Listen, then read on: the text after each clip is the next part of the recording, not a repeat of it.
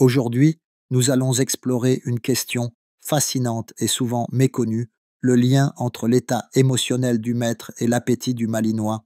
Cette race de chien est reconnue pour son intelligence exceptionnelle, sa grande sensibilité et sa capacité à lire les émotions humaines.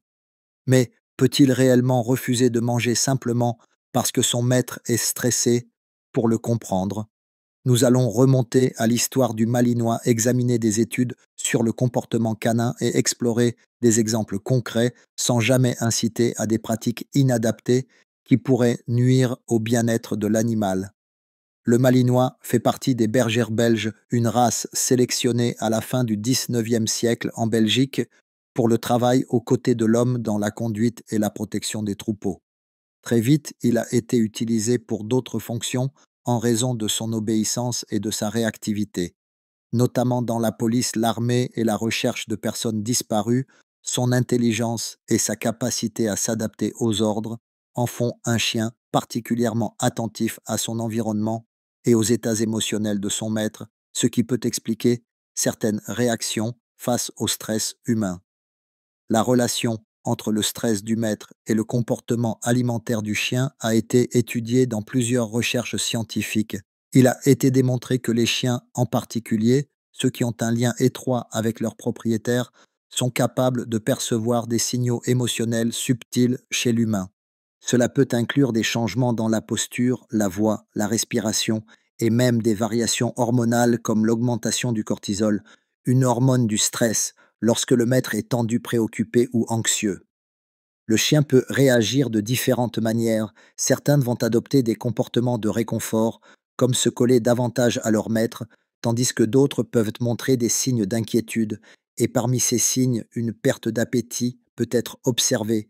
Si votre malinois refuse soudainement de manger et que vous traversez une période de stress, il peut être intéressant d'observer d'autres changements dans son comportement. Est-il plus collant que d'habitude? Semble-t-il moins joueur ou plus agité? Certaines études ont montré que les chiens vivant dans un environnement stressant peuvent présenter des signes de stress secondaires qui se manifestent par des troubles alimentaires, des problèmes de digestion ou une baisse de l'énergie. Toutefois, il est important de ne pas tirer de conclusions hâtives. Un chien qui refuse de manger peut aussi avoir un problème de santé sous-jacent. Et dans tous les cas, un vétérinaire doit être consulté pour exclure toute cause médicale avant d'associer son comportement au stress du maître. Un exemple intéressant peut être observé chez les chiens de travail comme les malinois de la police ou de l'armée. Ces chiens sont souvent exposés à des situations de tension intense, et les études montrent que lorsqu'un maître chien traverse une période de stress prolongé, certains de ces chiens peuvent manifester une perte temporaire d'appétit.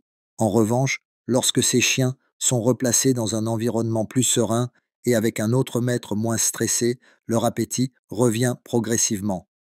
Cette observation confirme que le lien émotionnel entre un malinois et son maître joue un rôle clé dans son équilibre comportemental. Mais attention, cela ne signifie pas qu'un malinois refusera systématiquement de manger dès que son maître est stressé. Chaque chien réagit différemment selon son tempérament, son éducation et son environnement.